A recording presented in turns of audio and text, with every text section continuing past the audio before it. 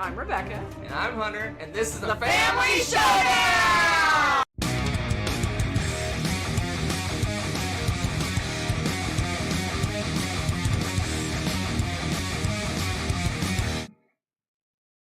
Well, that was unexpected. That was abrupt.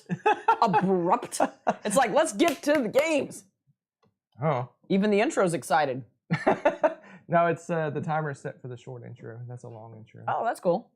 Math. Who knew? You'll never know how it ends.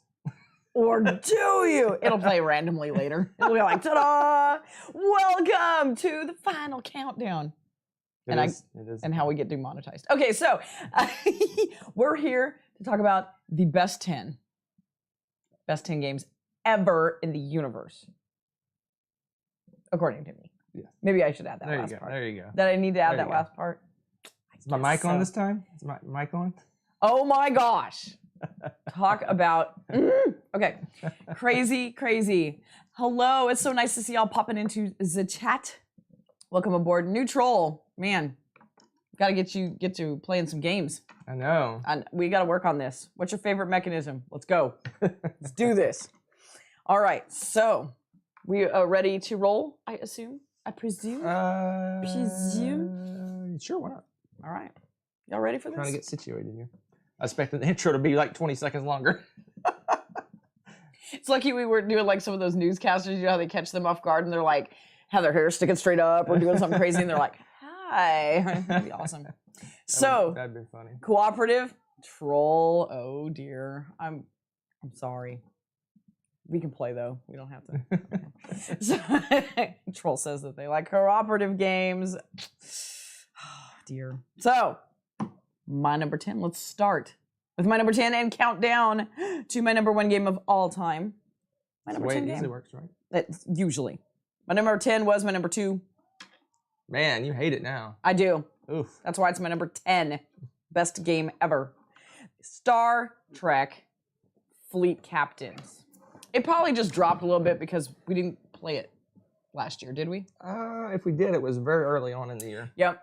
And apparently I have the memory of a rabid squirrel. So, there we go.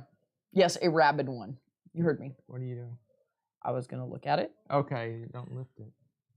Why, is it heavy? No. Oh, that's right. You're not worried about me. You're worried about the game. I am worried about the game. Because it's so lovely. So this game is Star Trek in a box. You've probably heard us talk about that a billion times.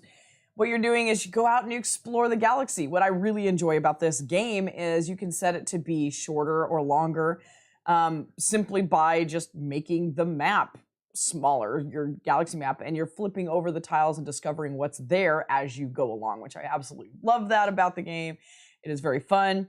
And what's part of the plus side to this, you say? Well, let me show you these lovely, delicious little minis. Would you like to be the Klingons? Look at this. Look at this. Paul says if it falls any further in your top 10, he wants the game back. Oh, that's so mean. You're so wicked. Okay, so so these are like the HeroClix game. All the stats for your little ships, you can adjust them if they get hit and things like that, or if you take them in and get them repaired, then it adjusts. It's got their shields and their speed, you know, how many warps they can go and all that kind of good stuff, I guess. On here, and you're going through and you can do a whole bunch of things. You can go in and accomplish different missions, and some of them might be something as easy as explore a certain number of things on the map, or pick up and drop off stuff, you know, like you have an away team sort of thing going on. Some of them are attacky. You have to go and like win a battle against a ship that's got larger power than you. That's one that's worth a lot of victory points because it's hard to accomplish. So there's all these different things that are going on with it. It's so much fun. I'm gonna just put that there for right now, just to be paranoid. And look at these beauties. Look at these beauties. The famous Paul in the chat painted these bad boys, and they're gorgeous. Gorgeous, I say. What also is really fun about this is the character cards. You can assign specific people to these ships, and they all have unique and nicely thematic, I would like to add, asymmetrical powers to them. They might, for example, bolster the ship's engines or help them repair faster, or they might help you attack things better. There's all sorts of a variety of different things, and it's from the original series and Next Generation. I think it's got some Voyager in here too, was it? Or Deep Space Nine. Deep Space Nine is the other one it has. So you can mix and match your characters, and you can have Spock and Data on the same ship. That's pretty awesome, just saying. But if you're a Star Trek nerd, this is going to be like your favorite thing ever. You're going to be absolutely in love with it. And that's the thing. The ships are obviously, to the Federation, the ships themselves have different abilities, some of them. And they have unique powers if they're the Klingon Empire versus the Federation and stuff like that too as well. Not only the ships, but you build your own deck sort of at the very beginning of the game. It takes a little bit to get started because you're going in and there's a whole bunch of, how many is it, like 12 different? I think there's 10 decks and you pick 4. And you pick 4 of them, and they all have kind of a theme to them. Like one's much more aggressive, one's more scientific. There may be some that are more protective and good at eluding bad guys and things like that, all about maneuverability and shields. And you mix and match the decks that you want to build and kind of how you want to play the game. So you're thinking about your strategy and stuff before you even start, which I absolutely love that. And of course, you're probably going to want to pick themes based off of what kind of ships you have and this and that. It's just magical. Never the same game twice because of all the different variables involved. She said everything. I have nothing else to say. No, I'm sure I missed it. Oh, I didn't even talk about the situations on the planets. Talk about those. Those are great. What do you mean when you go into the zones? You first explore the encounters. Yeah, so and stuff like that. Everyone, one of the common questions I hear about Star Trek games is which is the most thematic. This one blows all of them away. This is by far the most thematic. Yes. From the, like I said, from the different ships, the different abilities, the different characters, the different crew people, even the encounters. In a lot of these space games, you go out and explore, and you flip over a tile, and maybe you find a planet or something. This one actually has encounters that potentially happen, and there are scenarios actually from their episodes. So you get like you encounter the planet destroyer, or you've encountered tribbles or whatever, right? So the encounters are all super thematic. They're based on all the episodes of the different series that are in this game. So amazing super game. And like she said, my favorite thing is you can say, okay, we're going to play a quick little 1-hour game, or we're going to play an epic all-day game, depending on just make the galaxy larger. How many of these little hex tiles you put in the game depends on how long the game takes, because it's a certain number of victory points per tile. I think it's 1 victory point per tile you put out is the win condition or something like that. Great game. I won't say that. It's one of my favorite Star Trek games. What I like too is this comes with a cheat guide to help you put them back in spots because they're all uniquely shaped, and trying to figure that out though, because they're so subtle in that box, this would be a nightmare. Never lose this. Never lose this. So yeah. What else is cool about this one too is it's so easy to pick up again after playing it for a while. The only thing that's really throws me for a loop a little bit is the cloaking, how that works. But other than that, it's pretty straightforward. Yeah. So awesome game. So much fun to play. That's my number 10. I don't have anywhere to put this. You have lots of places to stand up. Oh no. Or spin around or something. All right. My number 9 was my 23. Oh so my gosh. It jumped up. I was feeling the love. Apparently, I was like, I'm feeling heavy games. I'm feeling the heavy Someone games. called that. I forgot who called it. This is a heavy game year. I think you're right. Yeah. Oh, yeah. I need to get on. I'll comment on previous videos soon again. I apologize. I only get on there in fits and starts. I do love to look at the comments, though. Fits and starts. I never heard of that until you came into my life. You apparently haven't heard a lot of things. Fits and starts and spinning cookies. I don't know where those come from. Oh, you're going to start that right now during a top 10. No, right I'm just saying I've never heard those before. So what's this game you love now? My goodness. This game I love now because I didn't love it before when it was my 23. Oh my gosh. Okay. So, Vinos. This is Viticulture, the big boy edition. It is a monster. So this is one of my favorite designers, Lacerda, again. And this takes that viticulture theme and certifies it. Okay, that's not really a thing. But if it was, that'd be cool. So you start off, what? The theme is certified it. You liked it. You liked it. You're just jealous that you didn't come up with it. It's true. It's true.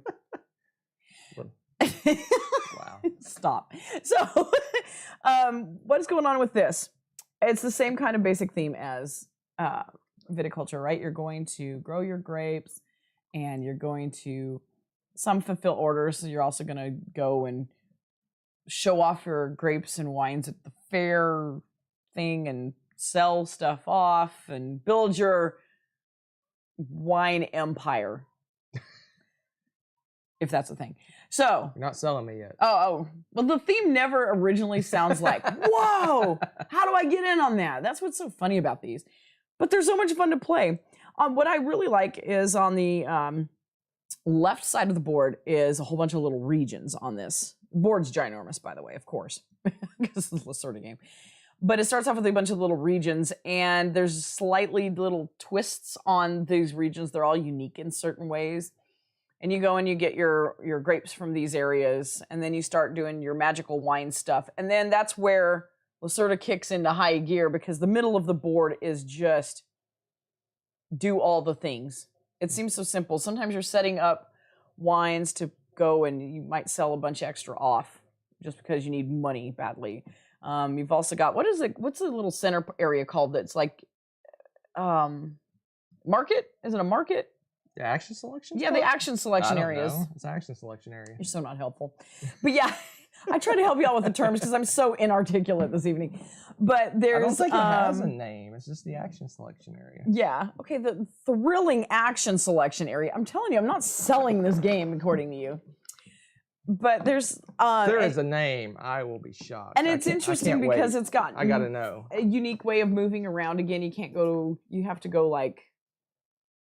You have to go to a neighboring spot. You can't just jump around the board in that little area where you do your action selection. So there's specific rules about movement. You want to kind of map out what you're doing there. And then you've got the, what is it called? The market, the fair, the thing where you're... Fair, yeah. It's the fair. And then there's a whole series of like events that happen with the fair, and you're taking your wines through, and you have a little track that you want to go around. And you want to do better than your opponents because that gives you perks and things, and also better chances of going first, and all sorts of little side twists. Again, it's Lacerda, so as you start out with simplicity, and the ideas are like, oh, that's not so bad. But then as you get into the nuts and bolts in the game, and you're looking at the board, it's like brain is melting. There's all these complicated things that branch or chain off of each other, and you want to plan all of this out because what you do here has far-reaching consequences over on this other end of the board. And oh, it's so good, but it's not one of those games where as soon as you're done, you're like, let's play that again, because your brain has already oozed out your ear. It's too late. You got to recharge. In the good way, though. It's so good. So yes, probably not the most thrilling theme you've ever heard of in your life, but it actually is really, really, really, really fun, and the mechanisms are amazing. So a few things. Oh, no. One. What's the name of it? It's an amazing game. Oh, I love this game. I was waiting for you to... I love how it works. The fact that it's just, you have like 9 different action choices, and that's the entire game. You pick a choice, you do what it says. Mm-hmm. But there's so much depth there. You're building out your vineyards, you're hiring workers, you're selling wine, you're exporting wine. You can export it, you can sell it locally. You can save your best wine for the fair to show off. There's weather conditions that adjust how well the wine works. There's worker guys you can hire. I forgot what they're called. Oh yeah, the specialists. Whatever they're called. They can help you. They give you benefits and things like that. So much to this game. It's called the Quadrille. Oh yeah, because I was going to remember that. The market, aka the Quadrille. Isn't that a dance? Quadrel. Quadrille. Yeah. Anyway. Well, there you go. This is an amazing one. This is not what I would think would be a first Lacerda. It's pretty weighty game, I would say. What would be a first Lacerda? There's your thought for the day. Kanban, maybe. CO2, maybe. Maybe. Those don't have quite as much rules. Yeah. Kanban has quite a few rules. Yeah, there you go. The Weenologists. Everyone starts off with a Gallerist, but that one's pretty complicated too. They're all complicated. I was gonna say it's not like Feld House some lighter ones. That doesn't count. Mercado de Lisboa does not even. The No. Gallerist has a lot of rules, but that seems to be the one everyone plays first because I don't know why. They're all super crazy heavy. It's true though. It's true though. Now, this is a deluxe edition. I love the Eagle Griffin versions. It's so pretty. They are all amazing. We've got like 5 or 6 of those versions. Start on now. Mars. On Mars. Whew, that's a beast. On Mars is like teaching 2 games. Anyway, this is a good one. I won't say this is my favorite Lacerda. I'm shocked that it is your favorite Lacerda, but that's just me. Is it though? Yes, it is. Spoilers. Yeah, it's my favorite Lacerda. It kind of scrolled off the chat, but Mike says that we basically introduced Lacerda in this game to him. So yay, we've corrupted another one. This is probably our combined favorite. It really if is. You wanted to like mush our Lacerdas together. This would probably be our combined favorite. It's so good, so good. All right, my number 8. I clearly hate now as well because it was my number 5. Oof. Dropped all the way to my number 8. Garbage. All the way to my number 8. Yes. Oddly enough, I was just talking about this guy. It's my boy Feld. Stefan Feld. How the Mighty Has Fallen. I think this was your number 2 a few years ago. Yeah, well, so was Fleet Captains. And look where it ended up today. Just saying. Garbage now. Oh my gosh, stop. Okay, so this is my favorite Feld. No. Yeah. I was waiting for a reaction. The Roman-themed game is your favorite Feld. Who would have thought? I know, it's really weird, isn't it? Ooh, not to get sidetracked, but Weather Machine. Yes, we want to try that too. We're very excited. It's going to be all the talk. Oh, yeah, well, it's worth it. Worth the wait. Stefan Feld now, switching gears. Another awesome designer that I really, really like. Another brain melter. This one in particular is a really big brain melter because it's like a pocket of mini games all over the board. This one, if you want to start with a Stefan Feld game, this would be probably one of the last ones you should actually play because it is one of the heaviest. Not the heaviest, but it's heavy. I said it's one of the heaviest. Okay. English. So, in the pockets, though, like the top of the board is a map. And you're traipsing around the Roman Empire, trading goods and doing things like that, picking up stuff. And it's a little bit of area control. You get some cool perks and things for controlling different regions on that, provinces or whatever they call them on the board there. Then you've also got some boats and stuff, and you can make a little set collection of goods and things and sell off the boats. You're trying to see if I remember everything. What a troll. And then there's favor with the Senate. That can give you first player advantages, breaking ties, and some other little perks here and there. Of course, victory points, because everything in here deals with victory points. So you're vying for some spots like that. There's another little area where you're making kind of like a little trail through it and picking up goods, where you're getting a bunch of different tiles, and these things are going to give you different resources, or they might give you perks to help you kind of build a little bit of an engine around other parts of the board. There's all sorts of goodies that are in there. There's also one that's I don't know what this region's called. Guilds. Is it just guilds? Yeah. That's what it's called? Yeah. It's a guild section. It has another little game to it where you're going around and getting a bunch of different tiles, and they give you magical abilities that kind of help you break the game for a turn here and there and stuff. It's pretty cool.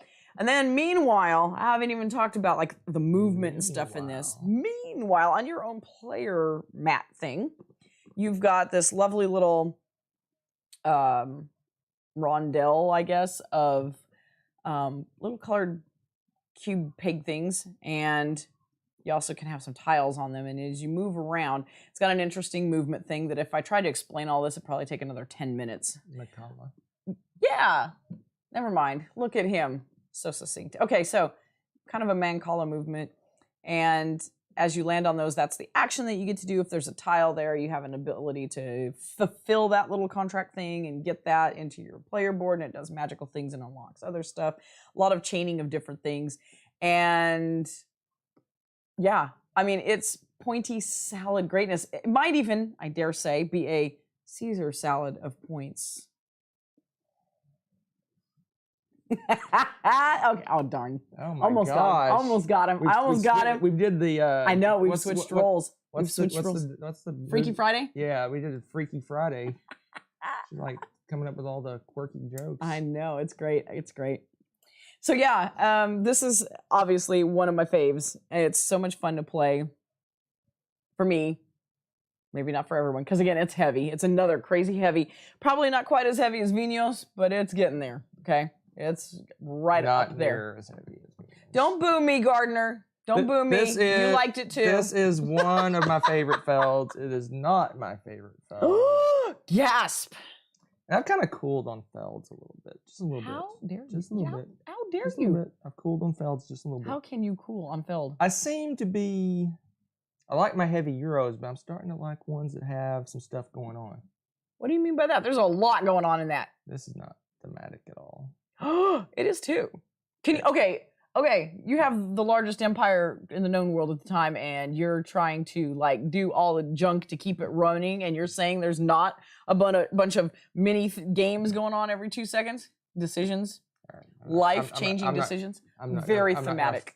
Like that, but compared to Lacerda games, this is not. No, it's not. I'm just messing with you. I like this one. It's a fun one. Like she said, it's not the feld you want to start with. You probably want to start with one of the Castles of Tuscany, Castle of Tuscany, Burgundy, something like this. This one's got, because you got to teach how each one of those different regions work and what they do and how they interact, and that's just it's a little bit of a bear to teach. Once you know what you're doing, it's pretty easy to jump back into because you kind of know it kind of makes sense. But the first teach, woof, it's a bear. It's a bear. It's a tough one. Now, Paul had made a really good point. If he came out with a game called 18 Feld, you'd be all over 18 Feld. Stefan Feld again. Is that a train game? But instead of point salad train game, you deliver cubes, and you get other color cubes. And your train's a cube. I don't know. It's a big cube with little cubes cubes in it. Yes, let's go. All right, so that's greatness. That's greatness. All right, now we're to my number 7. Now, number 7, I think, is I really want to play this game again thing because it dipped because I punished it last year. And now it's back. All the big games last year. I did, and it's back, and I think it's because back, baby. It's back, baby. I want to play it again so badly. And that is, what did it jump from? 33, back up to 7. It's back into my top 10, and that is the beauty, the greatness of Twilight Imperium. This time, 4th edition, of course, because it's the bestest version, in my opinion. We will never play anything less or older again, because it's so pretty. If you want to play a monster 4X game that is not just a game, but an experience, that would be Twilight Imperium. Add the words, in space! And then you've got pretty much a nice summary of what's going on in here. Epic, epic game. This is not just a game. It's an epic experience. You are doing all of the 4Xs over a large period of time on a massive... This thing fills up our table, our big giant game table. Hey, it looks like we're back. Are we really? It looks like we're back. Oh my gosh, I hope we are. Hello, everyone. Are we really back? I was trying to figure out how to get on the stinking chat so I could tell you guys. All I could do is put on Twitter. Oh my gosh, yay! I have missed you. Good grief, our internet completely just dropped. Completely, just. So it wasn't you. It's not you, it's me. Our internet went completely down for like I don't even know where. Tommy tried to crash the party. YouTube did not punish us because of the games. We're more than happy to invite you over, Neutral. I don't even know where we lost it. Like how I lost it a long time ago. Well, there's that. But y'all get a gold star automatically for dealing with this and still hanging true. You guys are true champions. And what's weird is much love. Our streaming in the other room was working just fine, which is so strange to me. But our phones. But I think it was about to drop. Oh, it probably buffered. Yeah, because I turned it off before it totally crashed. It was really weird. If it's still freezing on your end, Paul, you probably need to reset it real quick because ours is actually working. We're green now. It's green. Everything seems to be going. I don't know I think they're bottlenecking our neighborhood or something, honestly. But Twilight Imperium's great. it's a good game. I don't It's know really where we big. were, but I don't want to repeat myself, but at the same time, it's so good. Then I'll just start with what I was going to say. Okay, start with what you're going to say, because maybe... So this is one that doesn't hit the table very often. It hasn't hit the table in a long time for obvious reasons. But this was one that if you play it once or twice a year, I think it's still worth having because you just have an epic experience, epic memories. Oh, yeah. I still tell stories about the times I've played this game. Every time I've played the game, it has some kind of a story. Something happens memory in each game, associated. right? Yeah. And you can't say that about every game. A lot of games, the plays just kind of blur together. This one, every game is unique. Every game has some crazy thing that happens, some backstabbing that you weren't expecting. Oh, gee, what are we talking about there? I feel atted, as the kids But say. anyway, this is if you're looking for an epic experience, it is a long one. The 4th edition streamlines it just a little bit, but it's still, you're looking at an hour and a half a player, maybe. Yeah. I don't know if that's a good estimate, something like that. No, that's probably not bad with this version. Yeah. A 5-player game good. is 6 to 8 hours. We played it 3 players in under 5 hours, which is super insanely fast compared to the old ones. Yeah. It's just a great game. It is a bear to teach because you play it we play it so infrequently. It's like you have to teach it anew each time. But it's worth it. It's worth it. Well, but this is another one of those games, kind of like Fleet Captains, but in a different way. Like, yes, there's a lot to this game, but every time we go back and we do have to reteach it, though, it's like, oh yeah, that comes back, and we can kind of start speeding through some of it because we do remember it. You know, I mean, it becomes easier and easier to remember the game every time we play it, which is exciting. So there we are. I don't know what we talked about. I don't know where we got cut off, but someone says we just pulled out the box. That makes me ill. No, I don't think that's necessarily. I hope that's not where it I was. hope it's not either. But so why did you think you're just wanting to play it again? Is the reason you think it jumped I think so much? And I think we actually because we hadn't played it since you made your list last. Oh, I know. Yeah, I know, and I think that's a large part of it, and the fact that it always is one of my favorite games. We actually might get to play it again. I'm trying to figure out how to sneak it in on our next game day. I know, right? There's no way, probably. But, I mean, it's one of those things I want to find 2 people that want to stay up all night. to play that, just no sleep till Twilight Imperium. That is pretty much. Yes, oh man, it is such an experience. And I think I just brought it back. I think it was just the despair of not being able to play anything more than 2-player period. And I was just like, I can't play this. Why do I even want to look at it or think about it right now? It still only dropped to 33 when I did that. So it tells you how much I love this game. Even in my utter despair, I still put it at 33. I am honestly shocked to see this back in your top 10. Yeah, I am super shocked. And super happy. Yeah, oh yeah, this game is... I think I'm just going to have to schedule a Twilight Imperium day and just invite some people over. I think that's what we have to do. I think that's the only way we're going to get it played. I think that's what we have to do. It's magical. Even like playing with the box. Look at you. You're crazy. It's so great. But I mean, it's got tech trees and cool spaceships and cool minis and the galaxy to explore. There's so much stuff to do. We were talking about, I was ranting to the ether apparently about all the different things that you do. Normally in a game like this, I'll bring my crochet because I'm like, oh, I'm not going to be doing anything in between my turns, might as well make a blanket. And you can't really do that with this game because there's so much going on. He has an action, well, I can do a response or a minor action or something to play off of that. You don't want to watch, like ignore what other people are doing anyway, because he might be quietly building an army. And if you don't start doing the same, you're going to get left in the dust and probably conquered. But it's just absolutely crazy. Crazy good. It's where the camera froze. Yeah, we're just going to have the whole gambit. It's like tech says, I hate you. I don't know why our tech hates us. We'll be back. Oh my gosh. Maybe we'll be back. All right, so here's the deal. We're done with Twilight Imperium. We're done with this. It's a great game. It's cursed. It's cursed. This game's cursed. Unclean. Okay. This game is cursed. So my number 6 was my number 4. It's holding strong, not likely to change much in the near future, and that is Res Arcana or Res Arcana, depending on if you want to go all classical. But this is so good. It's such a good game. It is a large game in little box to me. It's a like I always want to call it a deck builder, and that's not what it is, because you have your deck.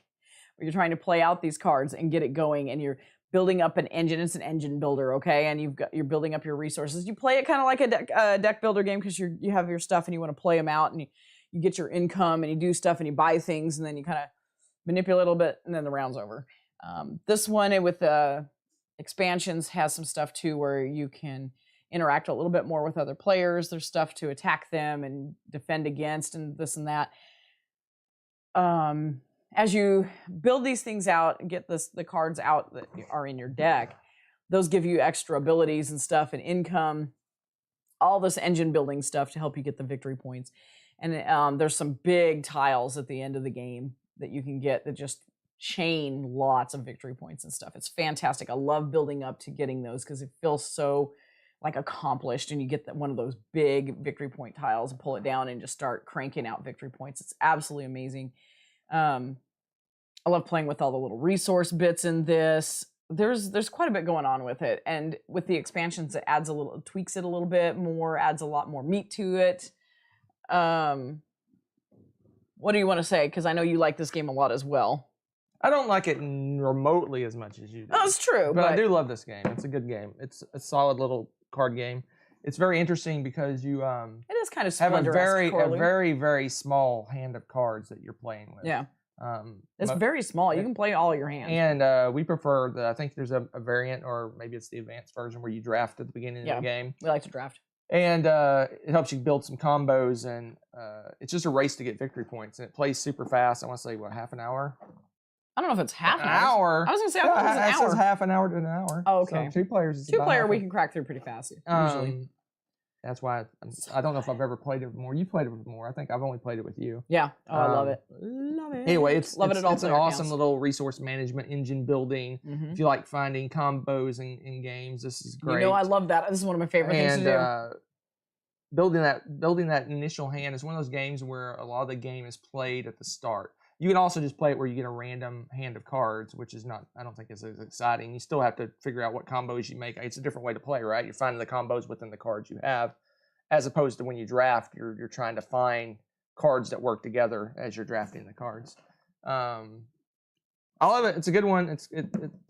It's not surprising that it's way up your list because it checks all your boxes. Yeah, I was gonna say it's all the mechanisms I really enjoy. It's fun and like the fantasy themed stuff. The art's cool. There you are. It's alright. Shush. No, it's really good. Shush. It's really good. It's not number 6. Yes, it is number 6. Good. Is it? Okay. All right. My number 5 was my number 10. It keeps getting better and better.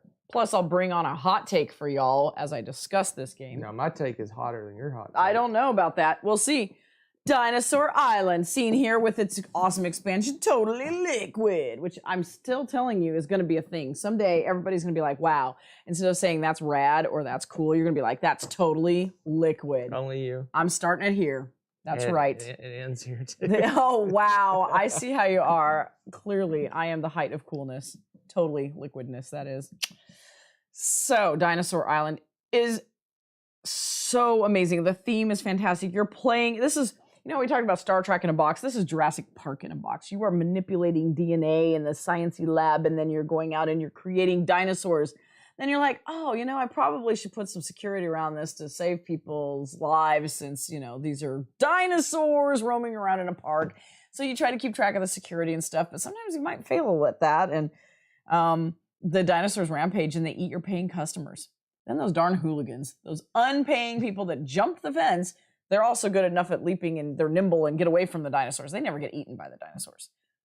But you're paying customers, you want to kind of protect. So keep an eye on that. And meanwhile, you're going around and you got engine building stuff and you got worker placement stuff for actions as you're getting different DNA and stuff together so you can make some more dinosaurs and bolstering your security. And such a beautiful game. It's so much fun. It's got little dino meeples.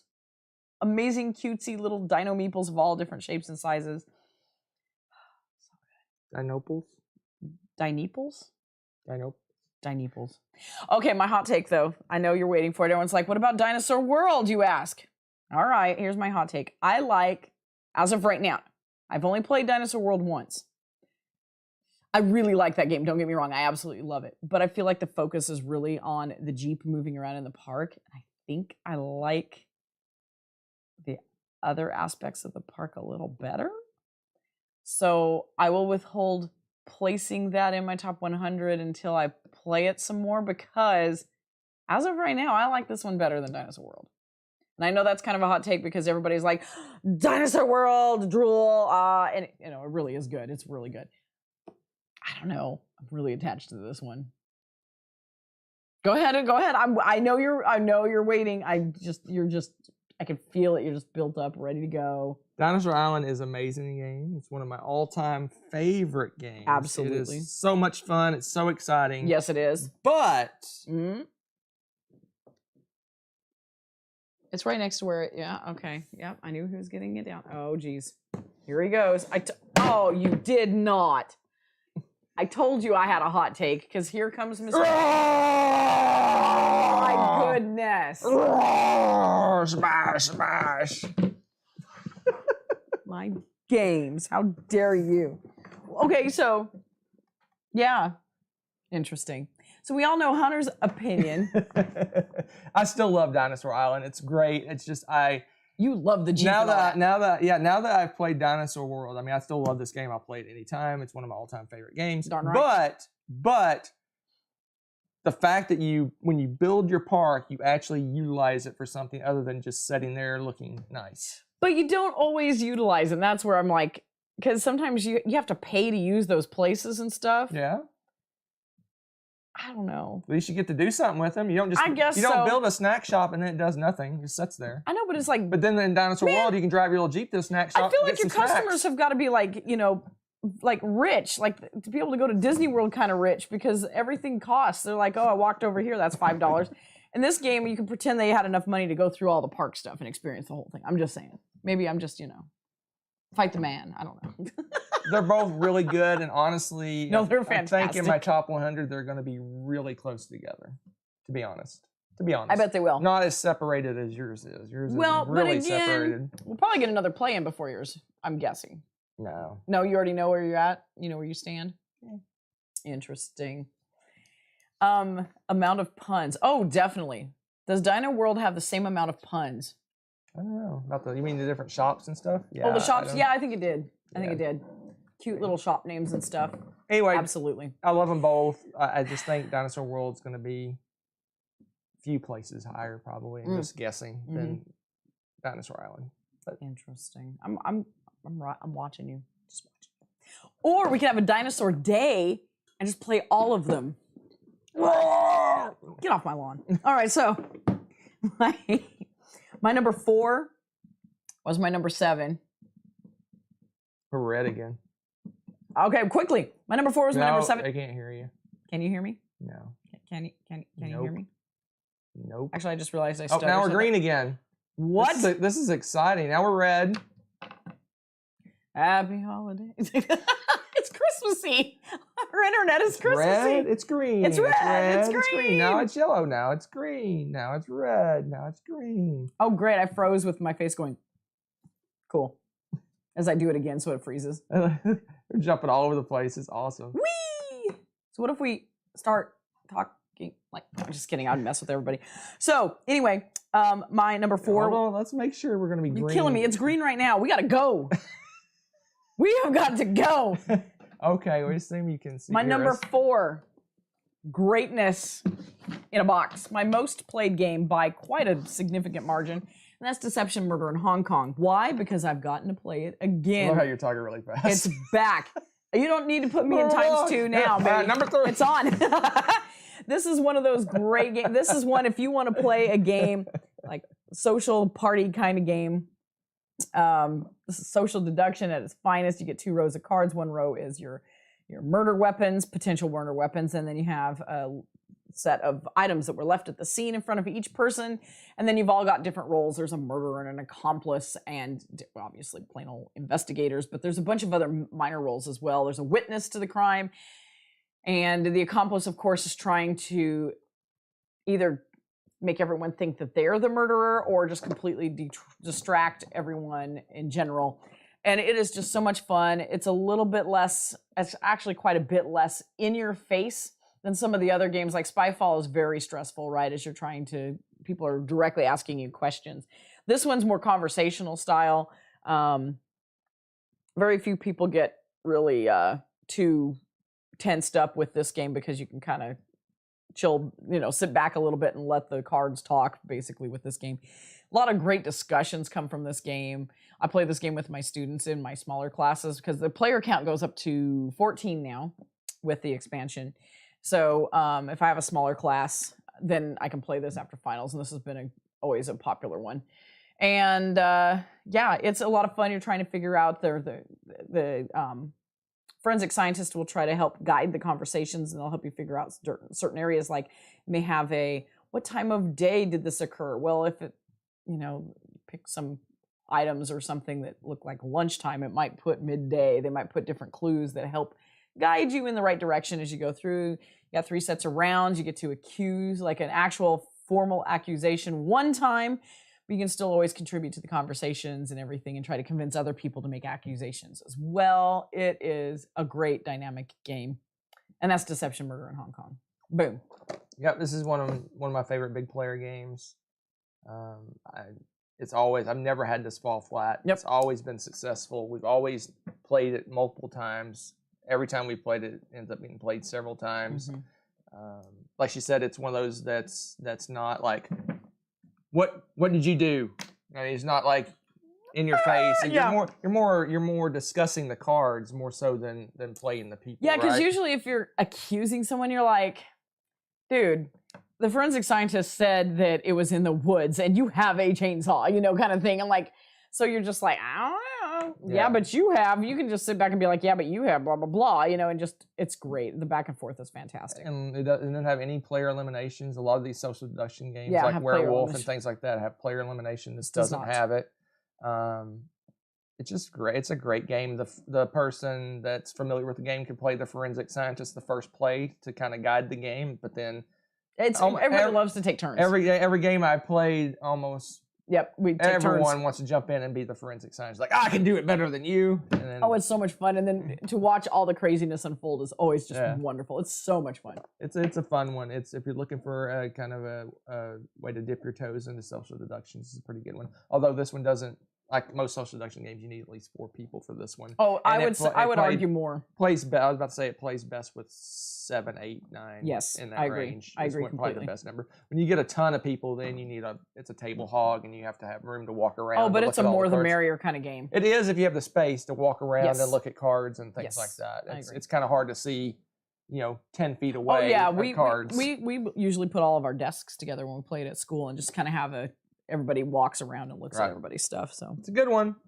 You've always loved this one. I love this one too. This one kind of just like toys with my top 10. It like gets close. Sometimes sometimes it's there, sometimes it's not. But it's a good one. It's fantastic. Am I taking it? You can take it. All right. And you're bringing out the next one too. My number 3 was my number 9. I think I punished it just because we hadn't played it in a while. Oh, am I back in your good graces? Y'all probably should know what this game is by now. It's War of the Rings 2nd edition. This is Tolkien in a box. As you can probably guess, that's another thing. Really, theme plays a lot in a lot of these games. And this is, for us, this is reliving that theme. It's fantastic. It's reliving the Lord of the Rings movies, and it's got fantastic miniatures, a gorgeous board, ridiculously pretty dice, nice, big, beautifully decorated cards. The gameplay is crazy asymmetrical. It's insane. I mean, you've got it's thematic too. It's the dark forces, of course, are trying to track down Frodo and destroy the ring, and then they're also just conquering and eliminating people. So like the books and the movie. And then you've got the free peoples who are trying to sneak Frodo to Mount Doom to drop off the ring. Also, drop off the ring. Here you go. Drop off the ring. And real casual like that. And also gather together forces to defend Middle-earth from evil. It is so good. And then there's all these crazy expansions that, I don't know, vary in difficulty to find from time to time. Yeah, Aries games are always in and out of print. They're hard to. Oh my gosh! If you're looking for something that comes in print, you got to grab it like immediately because they do small print runs very infrequently of the games. Yep. But yeah, you can get Treebeard and all sorts of great different the eagles and stuff like that. Oh, so cool. I think since I tend to be less aggressive, I tend to like playing the free peoples more.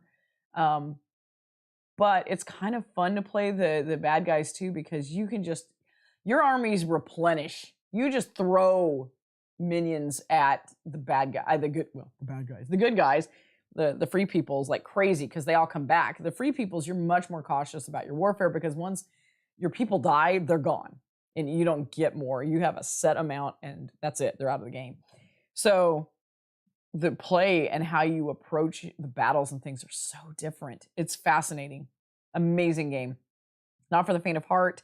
This is a long game. And this says 2 to 4 players. Garbage. 2 players. Don't care. I mean, if you have... I guess you're sitting there chatting. If you have 2 couples that want to play... No, because we'd fight. So... well, I just said we'd be on opposite sides. Oh, okay, well...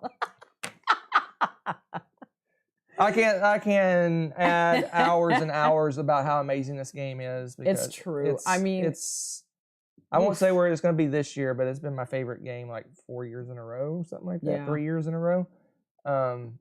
It's just awesome. Every time I start to think it's not my favorite game, we play it again. And it's like, wow. I'm like, it's my favorite. This is another game. It's like Twilight Imperium. Every time we play, we have some kind of story to tell from it.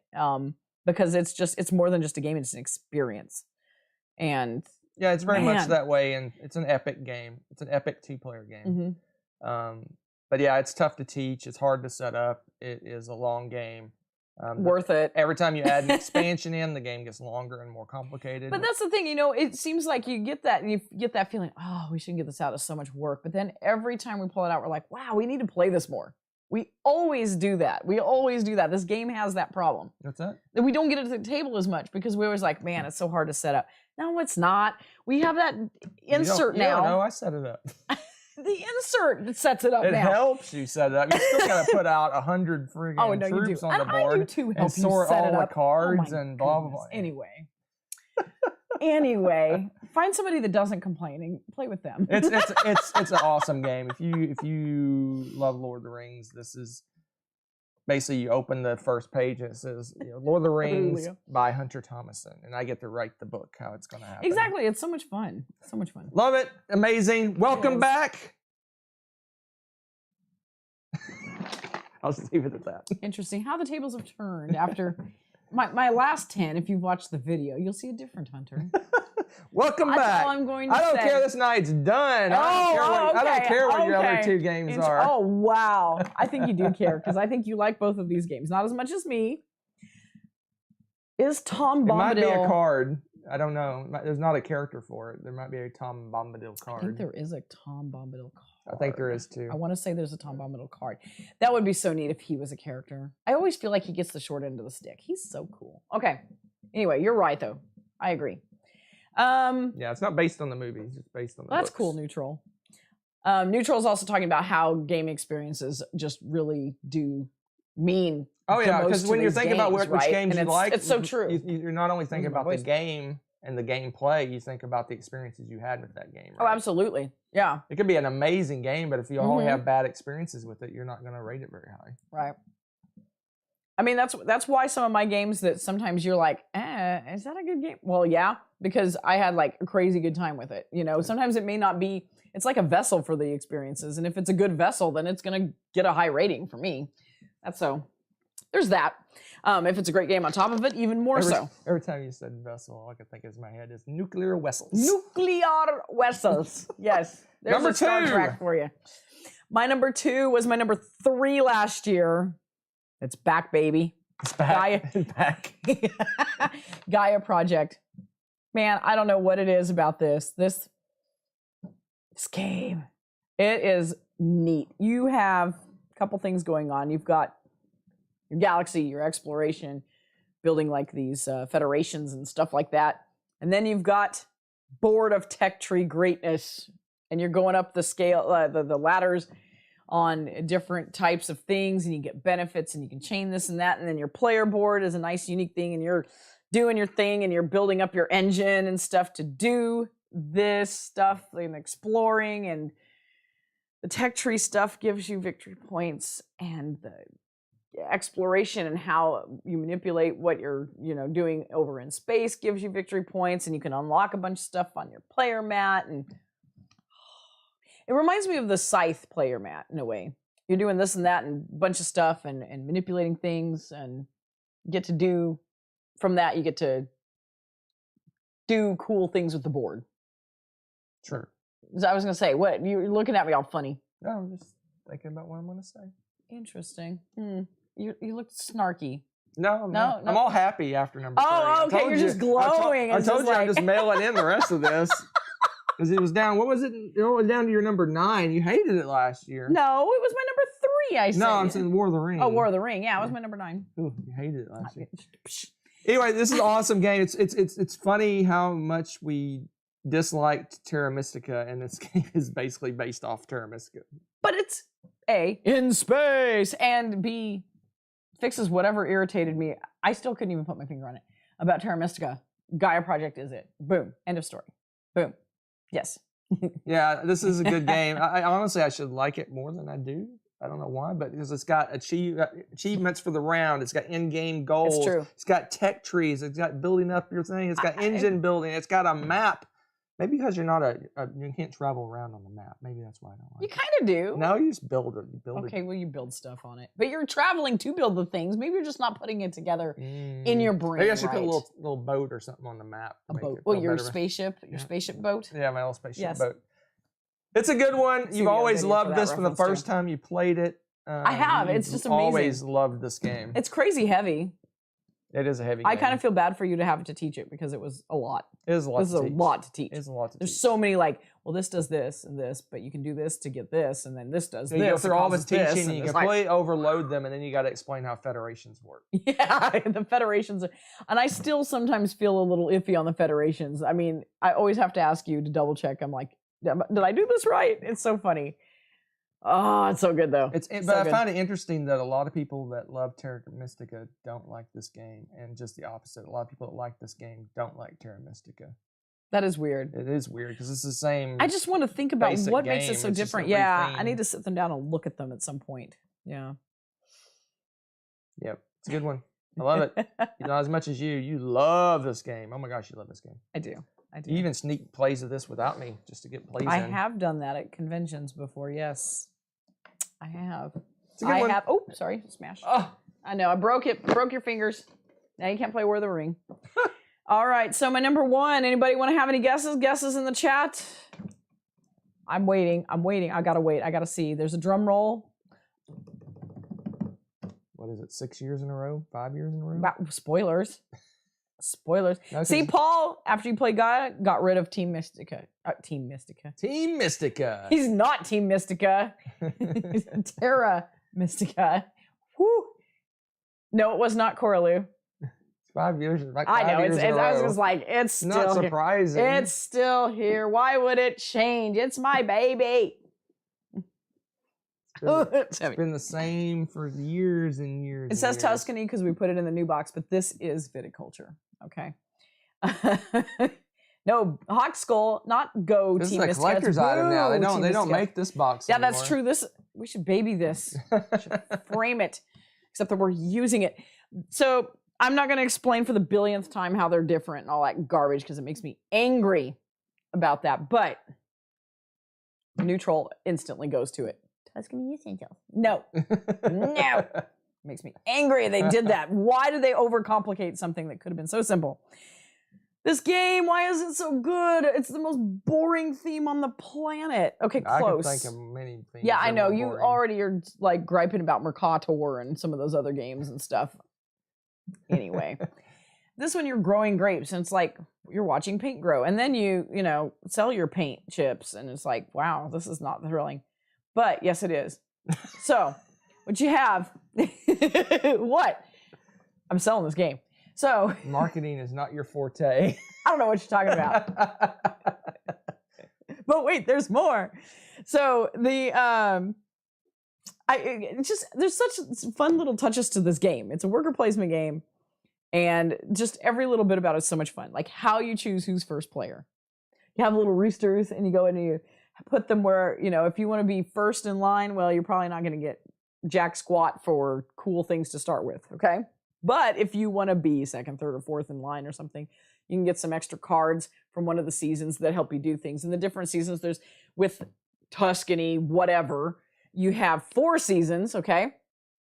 So spring cards usually help you get plants and stuff for planting, and summer gets you more things to help you with production and people that give you special powers and really cool stuff. And then fall and winter, the different things between helping you with wine sales and whatnot to just some really cool extra chances to sell things and perks and stuff to help you with those seasons in the back end of it. Victory point surprises and stuff like that. It was really good. So you've got all these different things that you kind of get before you even start. It's just right at the start of your turn, you get some little goodies. And then there's some extra specialty meeples that you can get that vary up the game. And was that all part of the expansion too, or was that part of Viticulture with the different specialty meeple guys? Our version of Viticulture had almost nothing in it. That's true. Okay. Tuscany had everything. Okay, that's what I thought. It's been a while since we've... But now the Viticulture Essentials, they put a lot of the... They basically split Tuscany in half and put half with Viticulture Essentials and half with Tuscany Essentials, and then they threw out some crap that no one ever played. Cool. That's cool. So that's the difference. Yeah. So I just summed it up. There you go. And so with that, you're going in and you, spring, you're planting your crops and getting all that set up. And so you have your meeples, and unless you have one of those specialty meeples, you're only placing in that season right now. It's interesting. You only do that until everybody's done doing their thing, and then everybody's done, we're ready to pass, then you go to the next one. So you have to kind of balance and budget out your meeples because you need to spread them out over the whole time. You want to make sure you have enough.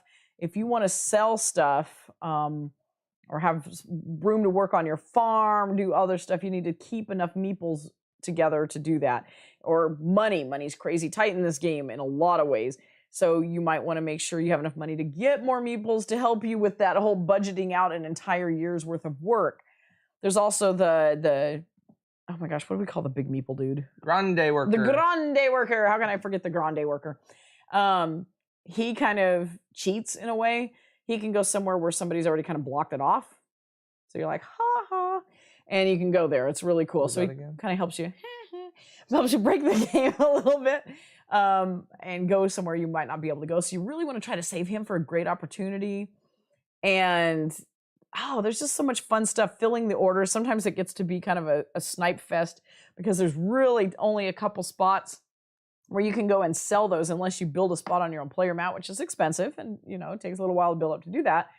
So you're always duking it out with people trying to be the first one to be able to do that because selling those fulfilling those wine orders is so many victory points. Right. But there's so few ways to do that. You gotta fight. It's great. It's a really good game. It's really smooth. It plays fantastic. Every player count. And it's not that long. I want to say is it an hour to 90 minutes? Depends on the number of players. Okay, it says up to 120 minutes. We play 2 players about an hour. You get up to 4 or 5 players, you're talking. It takes more just because everybody's doing their thing. Never play 6 players. No. I'm just saying. No, I'm just kidding. No, actually, well, it's not that bad, actually. It's a lot of fun. Not too bad. Because you got to plan everything out. And I think the little switches that they do from 2 players to 6 players, the stuff, the way it just opens up more spaces on the board for you to do. That's really the only change you have. So switching between player counts is not something where you're pulling out the rule book again and okay, what do we do for this? It's that easy. I love that about this. Plus, with Tuscany, you've also got, I think Paul or somebody was talking about the cheese expansion. There's the wine and cheese thing, and then ours we have. I don't know if they have all that in the new one. Yeah, so we have the formaggio, and then we have some trees, and there's a whole bunch of other stuff that you have in here. Plus the mamas and papas. You start off the game with a little bit of asymmetry, as it were, because you start off with a few little goodies that the other people don't have, and they have their own goodies. Essentials now. Oh. Just makes me. This is making me mad. It's making me mad talking about that. It makes me want to put it down at number 2 just because you should. Garbage. Speaking of number 2, in defiance. This used to be my top game of all time. I think the very first. Might have been, yeah. Very first time I made a top list Yeah. of games of all time. This was my number one, and then it but slowly descending down my list. How dare you? Just because, yeah, we played it a lot, and Yeah. I'm cult of the new. No, right? Not really. But yeah, this is an amazing game. It's an awesome game. I'm surprised that people are still discovering this game after so many years. It's fantastic. It's a great thing to discover. I think I don't know if you mentioned, but I think we waited a long time to play this just because the theme's like, ugh, winemaking. Ugh. And then we played it and we're like, oh my gosh, this is amazing. Yeah. In fact, we hesitated to get the expansion for the longest time because we loved the base game that much. But we snuck in and got it before it switched to the essential stuff. Yep. So refresh my memory. I don't think we age our cheese, do we? Do we age our cheese? Oh yeah, it looks like it does. It rots. Yep, the cheese does. You have to get rid of it before it rots. Yeah, that's right. Formaggio. I don't know. Formaggio. Again, we don't know what's in the viticulture. Yeah, that's true. It could be slightly different, but that. I know some of the modules are gone. Yeah, and then the cheese expansion make the game shorter. I heard it was more brief. Oh. Ban Hawkskull, would you? Anyway, this is an amazing game. I highly recommend it. It's like I said, it was my favorite game. It's still hanging around 10, 11, 12, somewhere in that range probably. Yeah, it really is amazing. It's her favorite game still, and it has been forever. I will always play this. It is awesome. It is a really fun game. If you're looking for a solid worker placement game. It goes so quickly too, because you only go to 20, 25 victory points, and it seems like once you start making victory points, it just seems like so much momentum. It seems like you're never going to get there. It's like, we're playing for like an hour and then got like boom. 4 points, and then all of a sudden you just start cranking out the victory points. Oh no, we started the cheese jokes. What is going on in the chat? Man. Can't take you guys anywhere, I tell you. All right. But yeah, it's great. If you haven't tried it, you should try it sometime. There you go. Hawkskull. That is it, folks. Jokes. Oh my goodness. That is it. Let's get out of here before the world crashes around us. I am shocked and pleased that we at least got to finish. So thank y'all for sticking around because this is. Oh yeah, I was dreading that. I was like, this is stinky. All right, let's do some quick housekeeping and scheduling. So, unbeknownst to me, but beknownst to me, unaware to me, brain mattered to me. We're going to be out of town next Tuesday. Oh, yeah. December 21st, we will not be in town. There's no show next Tuesday. But that was going to be the after party for Rebecca's Top 100. We're going to have a special Thursday night after party, December 16th, 2 nights from now. Oh, yeah, that's right. 2 nights from now, a special Top 100 after party where we can talk about Rebecca's games and her list and how she made the list. And it's become a tradition now. We'll have a trivia contest, you versus Rebecca, about her top 100, and we'll see who wins. I believe last year Rebecca got destroyed by you. She doesn't even know what's in her top 100. Yes, that's true, Gardner. We won't freeze next week. We might freeze. We're going to be up in Oklahoma. It might be cold. On the road live? No. 2 weeks from tonight. 2 weeks from tonight, December 28th. Our top 100, not top 100. We haven't played 100 games. That would be amazing. Our top 10 games of 2021 live with a potential special guest. We'll see. Top 10 games of 2021, 2 weeks from tonight. 3 weeks from tonight, January 4th, my top 100 starts. And so it continues. And then Rebecca can have her list setting in front of her, and she can make fun of my picks. I'm going to write mockery at the top of this. Lots of. So she can say, well, that's my number, 271. Because that game is garbage. Exactly. So tune in for that. I gotta make sure I'm very caffeinated. You guys wanted her to go first this year, so she gets to make fun it's on now, suckers. Yeah, I couldn't say, well, that's my number, whatever. Corlu's calling you out too. Why'd she call me out? Because I put one of your games at number 3 and you get upset, but you put one of my number 1 game forever out of the top 10, and it's okay. It is okay. Yep, double standard. You saw it here live. All right. Oh, a 2022 anticipated games. Colin mockery. Yes. So here's the deal. Hand me that notebook right there. Hold the phone. We will do that. That will be one of our Tuesday shows in January. We're going to have 2 shows in January. I haven't scheduled them out yet. One is going to be reviewing my 2021 most anticipated games. Ooh, I like that idea. And I haven't played many of them because they're not, most of them aren't here yet, but we'll talk about that. We'll go through them.